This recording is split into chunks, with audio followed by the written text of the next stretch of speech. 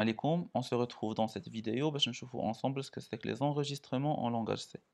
غادي نهضروا في الأول على l'utilité ديالهم، علاش محتاجين les enregistrements في nos programmes، وغنشوفوا comment on peut les manipuler في un programme C.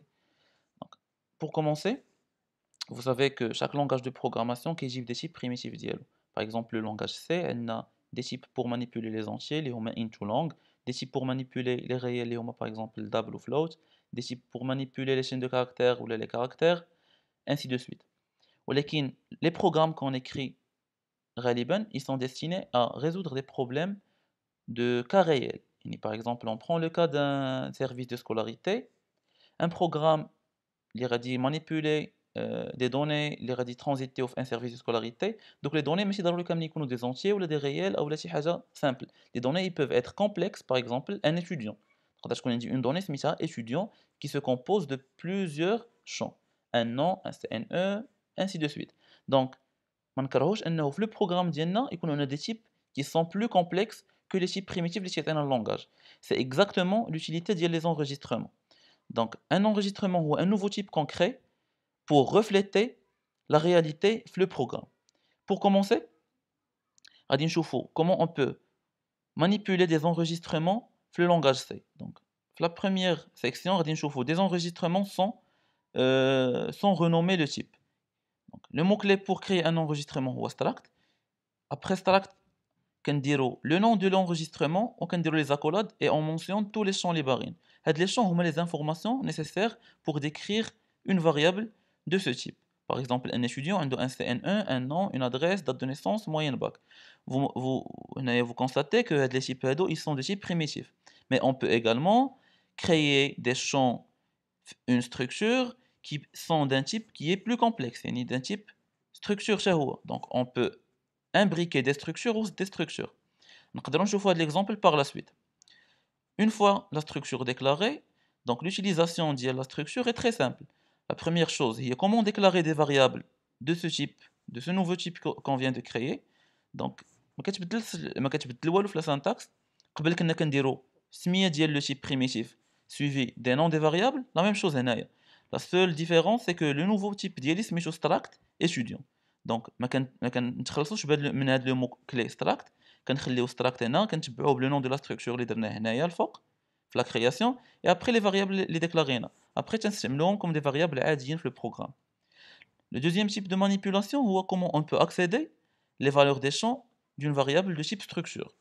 Donc هنا l'exemple اللي عندي هو une fonction qui prend en argument une variable de type struct étudiant où elle accède les différents champs ديالها. Dans ce cas, j'affiche les différentes informations à l'étudiant, en l'occurrence son nom, son CNE, sa moyenne en bac. L'opérateur qui permet d'accéder à un champ d'une structure à travers le nom de la variable ou le point. E.nom, j'accède le champ nom, l'ikain, la variable nommée E, qui est de type struct étudiant. Donc, c'est tout. Le deuxième type, les structures en renommant le nouveau type. يعني إلا لاحظتوا هادشي اللي غادي نسيليكسيوني دابا struct person et ensuite les différents champs c'est exactement la même chose اللي كانت قبل.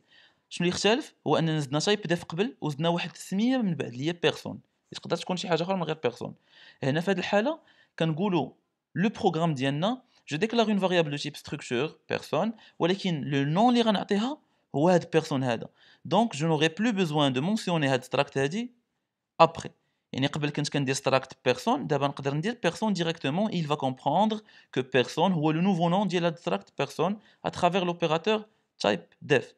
Donc je crée deux personnes عادي personne P1 P2 هنايا je manipule une personne كيفاش كندير j'ai créé une fonction qui retourne une personne. Vous constatez هنا que personne اللي عندي un type عادي كيف ما نقدر créer une fonction qui va retourner un entier je peux créer une fonction qui retourne une personne.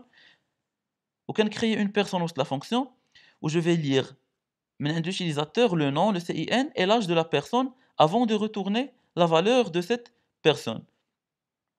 Scanf les adresses des variables, comment on peut accéder des champs d'une structure à travers l'opérateur point. Donc point.cin P.cin pardon كتعطينا le CIN ديال une personne اللي كرييت ليا P. P.âge كتعطينا l'âge ديال la personne que je viens de créer. P.nom كتعطينا le nom de la personne que je viens de créer. علاش كنبريفيكسيو P.âge و P.cin بان commercial parce que scanf كتاخد l'adresse des variables et non les variables. Donc pour accéder l'adresse d'une variable كنعطي le et commercial avant la variable. ما محتاجينش نعطيو et commercial قبل من P.nom parce que le nom est de type char étoile et pour les chaînes de caractères ما كنعطيوش et commercial في la fonction scanf. Donc j'espère que la vidéo كانت utile pour comprendre شنو هما les structures en langage C et comment on peut les manipuler.